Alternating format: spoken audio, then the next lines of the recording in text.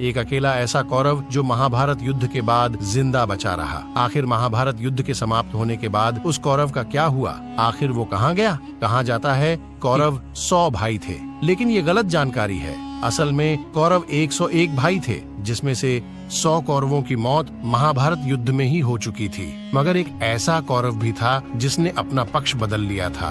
उसने कौरवों की ओर से युद्ध न लड़के पांडवों की ओर से युद्ध लड़ा था। हम बात कर रहे हैं राजा धृतराष्ट्र और एक दासी पुत्र युयुत्सु की। महाभारत युद्ध के अंत में युयुत्सु 18 बचे हुए योद्धाओं में से एक थे, जिनके जैविक पिता तो राजा धृतराष्ट्र ही थे, लेकिन उनकी माता गांधारी नहीं बल्कि एक दासी थी जिसका नाम सौवली था। जब युयुत्सु का जन्म हुआ तब वो देखने से ही काफी बलवान लगता था। इसी वजह से उसका नाम युयुत्सु यानी एक योद्धा रखा गया, जो कि अपने भाई दुर्योधन से छोटा और दुशासन से बड़ा था। महामंत्री विदुर की तरह ही उसने भी एक राजपुत्र होने के बावजूद एक दासी पुत्र होने का कष्ट सहा। हालांकि विदुर की तरह ही हस्तिनापुर में उसका काफी महत्व था। सभी सभागणों के लिए वो एक राजपुत्र ही था। महाभारत के युद्ध के बाद वो ही इकलौता एक ऐसा योद्धा था जो कि जिंदा बचा था, और उसी ने धृतराष्ट्र और गांधारी की मृत्यु के बाद उन्हें मुख अग्नि दी थी।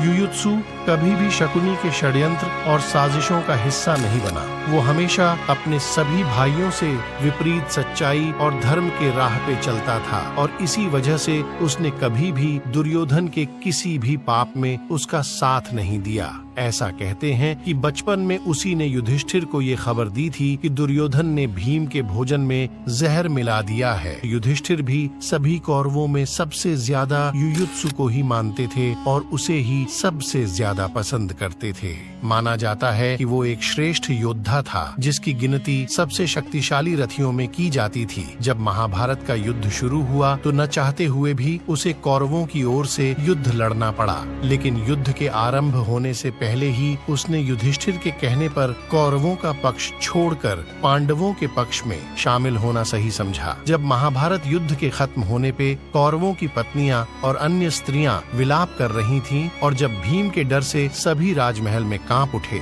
तब युयुत्सु युधिष्ठिर और श्री कृष्ण की आज्ञा लेकर हस्तिनापुर के महल में गया और सभी राजकन्याओं को सांत्वना दी। वो महात्मा विदुर से मिला और उनकी आज्ञा पाकर कई दिनों तक धृतराष्ट्र और गांधारी के साथ ही रहा और उनका ध्यान रखा। धृतराष्ट्र और गांधारी के मरने के बाद युयुत्सु ने ही अपना पुत्र धर्म निभाते हुए उनका अंतिम संस्कार किया। जब युधिष्ठिर हस्तिनापुर के सम्राट बने, तब उन्होंने युयुत्सु को ही अपना मंत्री बनाया। 36 वर्षों तक हस्तिनापुर पे राज करने के बाद जब युधिष्ठिर सभी पांडवों और द्रौपदी के साथ वन में गए, तब उन्होंने अभिमन्यु के पुत्र परीक्षित को हस्तिनापुर का सम्राट नियुक्त किया और युयुत्सु को उसका संरक्षक बनाया। तो दोस्तों, युयुत्सु ही था वो एकमात्र ऐसा कौरव जो महाभारत युद्ध के अंत तक जिंदा था, जिसने पांडवों का साथ दिया। अगर आपको हमारी इस वीडियो में दी गई जानकारी पसंद आई हो तो वीडियो को लाइक, शेयर एंड सब्सक्राइब जरूर करें।